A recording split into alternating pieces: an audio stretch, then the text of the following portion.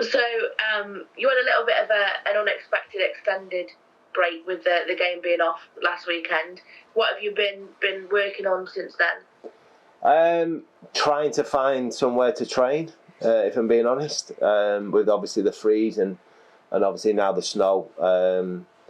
Sort of pitch availability has been difficult, but between here and the stadium over the last few days or so, the ground staff have been great, very accommodating. The players have sort of cracked on with it as well as the staff, and we've done the best we possibly can in terms of preparations for tomorrow's game. Before we talk about that Wolves game, there's just, I suppose, a few bits of housekeeping in terms of ins and outs. Try and go through them in order. Callum Stewart back at the club from his loan. Is the plan for him to get involved with the first team? Well, he'll probably be around it tomorrow. But, listen, I've said it before, and, I think it's really important for Callum to play. He's at a point in his career where he needs to be playing games and get back on the pitch and playing regular. Obviously, it didn't quite work out for him at Brackley. But my advice to him, and obviously for the best of thing for him, is to go and play games, and if that means going out again out on loan, I think we'll be certainly supporting him to try and make that happen. So there's potential he could head back out this month? Yeah. George Nurse leaving the club, obviously he's been out on loan a couple of times. Is that just a decision that's kind of best for both parties? Yes, yeah, I think so. Obviously, again, he's at a bit of a crossroads in his career in terms of he's had a couple of serious injuries, which I know all about personally, what it's like and what it can do to you, not just physically, mentally. So, a change, certainly for George, more than anything, will do in the world of good. Harrison Biggins going to Newport, I guess from the outside looking in, of a player going to a club that's near you in the league table, I suppose what was behind that decision to allow him to go to Newport? Well, he wasn't getting in the 18. So I think it's one of them where we've got a couple of young players that we feel have got half a chance in terms of Isaac England and Will Gray, who are in the same position. So, yeah, I mean, a lot to be said about players leaving and going to competitors, but ultimately, there's a financial implication in this as well. And if he's not playing, I'd rather use the opportunity to bring better quality, hopefully, in different positions to add to the budget what we've already got. I wanted to ask you as well about Mal Bennin. I know he's taken to social media and he's spoken about looking for new opportunities. Do you expect him to be moving on this month? I hope so. Again, for all parties. I think that we've had a couple of conversations over the last sort of couple of months or so in terms of opportunities and lack of opportunities, and again, I think for him and the football club, I think it's a sensible decision for both that if there was an opportunity out there that he goes and takes it. You spoke about the financial side of that, having a little bit more money freed up. Are you close to bringing anyone in? Well, we are, but obviously I'm very, very cautious when I say that, because there's been probably times in the past where I thought something was done and it wasn't quite done. So we are very, very close.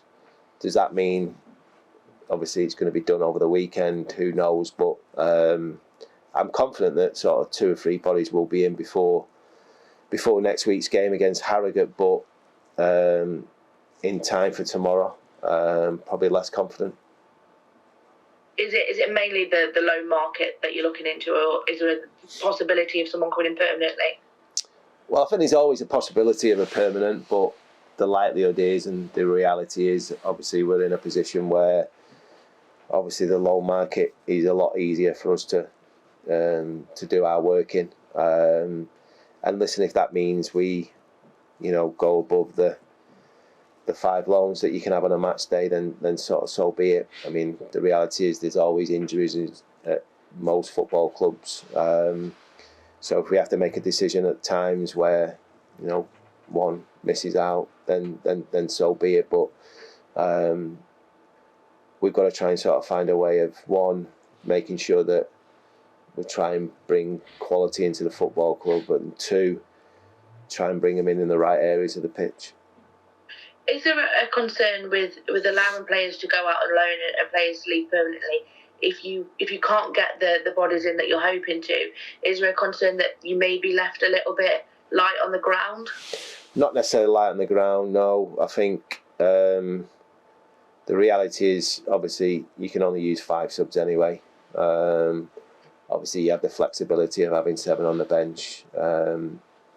But I think more than anything, is making sure that, you know, this is a window there. We have an opportunity to, and I mean it with the greatest respect, the players that are leaving, we have an opportunity to bring players in that are better. And it's simple as that. You know, it's my job now and our job to bring better players in than what's in the building, or better players in that are leaving. And we're pretty confident that we can do that. Talking about the players, when results obviously aren't going your way, a lot of attention is obviously brought to the manager. We always ask questions of you. Do you feel that the players should also take a little bit more responsibility for the league position? Yeah, I think we've got to take a shared responsibility. Look, I've said this like many times, and I mean it in the best sense of words of what I'm about to say. But you know, it's one of them where players will either keep managers in job or get managers sacked. That happens, and has been happening for years and years and years. And I've been a player, so I know exactly what I'm talking about. I'm speaking from experience. So I think from my point of view, it's making sure that players stay motivated to try and put performances in. But then again, this is why the window's so crucial, because you have an opportunity to make sure that the quality of players that come through the door are better than the ones that are leaving, or better than the ones that are in the building. And if you do that, and you're able to do that, you give yourself a better opportunity of picking up sort of results. So there is a shared responsibility, but you're right, ultimately it's one of them where the manager gets the blame, and I completely understand that. I've been doing this long enough now to understand that. But I think, like I say, if I can affect it by bringing better quality in, then obviously, you know, we put ourselves in a position where we can win more games than we lose. In the changing room, do the players, is there a culture or an ability for the players to be honest with each other outside of you, and maybe call each other out when needs be? Well, I think from an environment point of view, I'd like to think there is, but obviously that's not a question for me. That's a question for the players. But yeah, I think from an environment point of view, we create an environment where if you want to ask questions of each other, you should feel free and comfortable to be able to do that. And I certainly do it on a daily basis, on a regular basis. So there's no reason why the players can't do it between them. Looking ahead to tomorrow's games and the FA Cup game, it's kind of a role reversal of the previous 2 rounds, where you went into them as favourites. Obviously, you'll be going into Saturday as the underdog. How are you feeling going into this one? Yeah, I mean, I think we're slightly less, well, a lot more of an underdog than probably what South Shields and Sutton was when they faced us.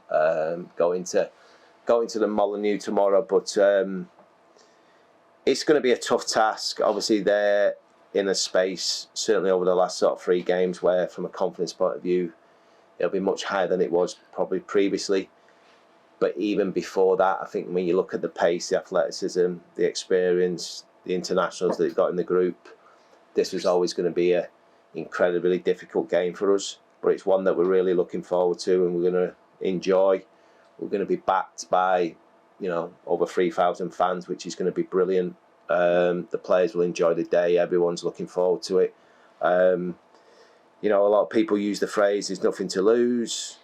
And I don't suppose there is, really. We just want to make sure that the fans that do turn up on the day, that we give them something to cheer about. And hopefully we have 1 or 2 moments in the game where we can do that.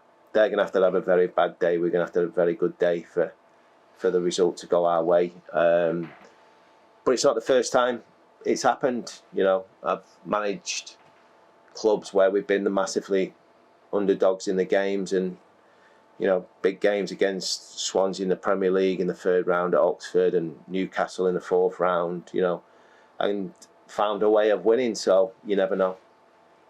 For some of the young players, I guess it could be the biggest stage and the biggest crowd that they may have played in front of. Is it a case of not being overawed by the occasion? Yeah, I think so. I think it's obviously we still want them to be excited and really look forward to it. But you know, sometimes saying playing the game and not the occasion it's easy said than done. But I want them to show a bit of belief. I want them to have the mentality of to realise that they're comfortable on the same pitch as some of the players they're going to play against, and hopefully they'll have the confidence to, you know, showcase what they're about. A lot of close ties between the two clubs. You've got familial ties as well in your coaching staff with Sean Parrish and Rob Edwards. Have you got any intel? Yeah, well, Pass has not been able to get the team for me, which is a bit disappointing. But no, I mean, obviously, yeah, I mean, obviously them two are obviously very close related, and I think obviously Pash is looking forward to the day, and I'm sure obviously as a lot of people are, but yeah, unfortunately he's failed this week in terms of being able to get the team for us. Just finally, for me, a word, I know you mentioned them before, but for the 3,000 fans that will be travelling in not very nice weather, just a word for them that'll be backing you tomorrow. Yeah, listen, I've touched on it already. They're going to be needed massively tomorrow. We're going to have to use anything that we can to try and help us during the game, and if they can be as loud and cheer for pretty much everything positive that goes our way, whether it's free kicks, corners, whatever it may be, you know, the reality is the players will sort of feed off that, and it'll give them confidence. And the bigger the backing, the louder the backing, obviously the more confidence we're going to get. Perfect. Thank you very much.